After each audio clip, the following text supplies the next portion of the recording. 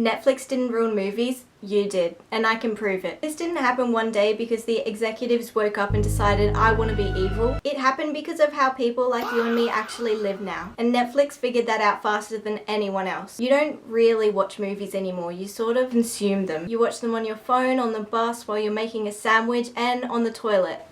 Be honest. It's almost like if you've heard people say background noise, you're kind of half paying attention, half not. It's just on while you're doing something else. And if you're Netflix, that is how people are watching your stuff. You don't get to make delicate, moody, cinematic stuff anymore. And to survive that, movies and TV had to change. Have you ever scrolled through Netflix and thought everything kind of looks the same? It doesn't matter if it's a $200 million spy movie with The Rock or a rom-com about a girl who joins a dating show because she wants money. They all share that weird glossy grey sheen. It looks expensive, but it also kind of looks cheap. It's almost like a car commercial or soap opera that's on a budget. All those vertical movies. And I'd like to call this the Netflix look because once you see it, you can't unsee it. But if you think I'm exaggerating, let's test your eyes right now. Let's play a game called Cinema or Content. I'm going to show you two images. One is from a real TV show and one is from Netflix. And you tell me if you can spot the sheen. 3, 2, 1. Time's up. Which one felt real? If you picked A, congratulations, because there are actually shadows. Image B is Netflix, because look at everything. Why is it all glowing? There are no shadows. Every single inch of the set and the faces are bright. That is the Netflix look in action. So what are we actually looking at? In my eyes, the Netflix look comes down to two things. Okay, looking at this clip, do you notice how there are no shadows anywhere? In a normal movie or show, the light comes from a lamp, a window, the sun. But in a Netflix movie, it's almost like the light comes from the heavens above. It's like when you're going to a change room to try on new clothes at the shop and you look horrendous because there is light blaring down at you and it's illuminating every single detail. Everything looks like it was shot for a showroom. Bright, smooth, faces perfectly visible. Backgrounds are slightly blurred too, and every frame just feels finished in the same way. Older shows didn't feel like this. Even expensive ones felt a bit rough around the edges and weren't always super HD. Sometimes you couldn't see everything clearly, but that is how it was meant to be. It left room up to interpretation, or it just gave it that cinematic vibe. That's no longer a thing with Netflix originals. Number 2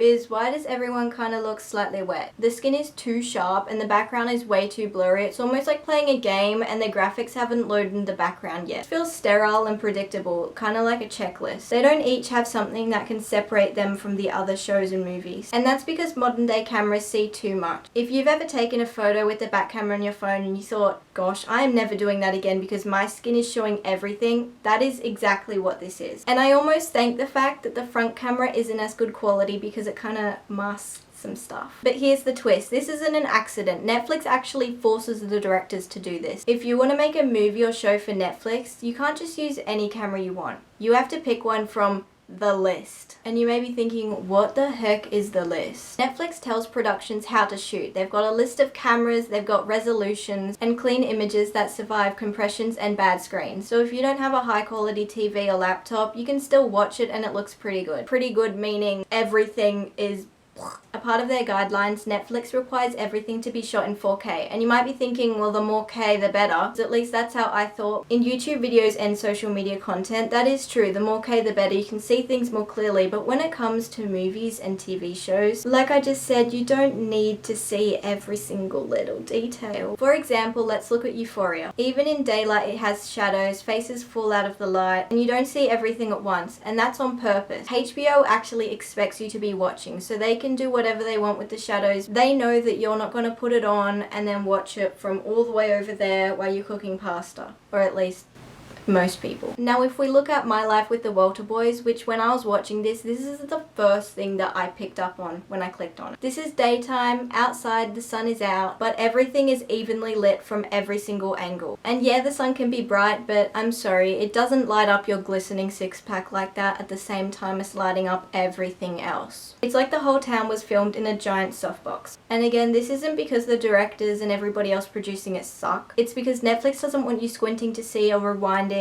or having to turn your brightness all the way up and getting annoyed. Every face has to be able to be read instantly and every emotion visible. One show is lit for mood and storytelling while the other one is lit for clarity. Extreme 4K just doesn't make things feel more cinematic. And when you force a digital camera to be that sharp, you lose some of the grain, and you get that medical drama look where you can see the pores on every single person's face. Please never get me near one of those cameras. But why? Why would they spend $200 million just to create a high-res soap opera? Because of you. Like I say, Netflix knows exactly how you watch their stuff. You aren't in a dark movie theater. You're taking a dump. Remember that episode of Game of Thrones where everyone who watched it screamed, "I can't see anything"? Or recently in Heated Rivalry, certain hotel scenes were a little too dark to see anything, and fans were upset. Well, that is Netflix's worst nightmare. They are terrified that you will turn it off because of the glare on your iPad, or because you can't see what you're watching. Because at the end of the day, it is a video, it is not a podcast. They aren't focused on cinema anymore, they're focused on making content for your phone. So it's accessible no matter what you're doing or where you're going. There is one final reason. It's the same reason why romance book covers are cartoon, which I talked about in a previous video. Laziness. Okay, not laziness, efficiency. Do you know how long it takes to set up and plan moody dramatic lighting? Hours. And do you know how long it takes to blast an entire room with LED panels? More like minutes. And when Netflix drops like 500 shows a week, they don't have time for art, they need content. They need to shoot coverage, get it into the can, and move on to the next rom-com with 5 brothers. Is it the end of the world? No. Stranger Things still looks great and definitely didn't opt in for the sunbed tanning lighting. There are still some shows and movies they create, but again, the key word there is some. And those are only ones that Netflix really knows that they're going to get a profit from and a lot of viewers. Otherwise, it's just not worth the effort. But for the average Friday night movie or TV toilet watching, the vibe is dead. Unfortunately, we are entering the smooth era. Smooth books, smooth movies. And what I mean by that is everything is designed to just pass through your eyeballs without friction. It's visual baby food. And I don't know about you, but I actually miss when they used to look real. And like they were actually filmed on Earth and not some planet with 360-degree lighting. Like something about older TV shows and movies actually felt authentic. And it made you feel like you were actually there. And you could kind of connect more to them. Anyways, if you want to see my mind about why Hollywood adaptations of books seem cheap, hit subscribe. And tell me in the comments what is the ugliest movie or TV show you've come across recently. And I'm betting $20 it was a Netflix original. Anyways, see you in the next video.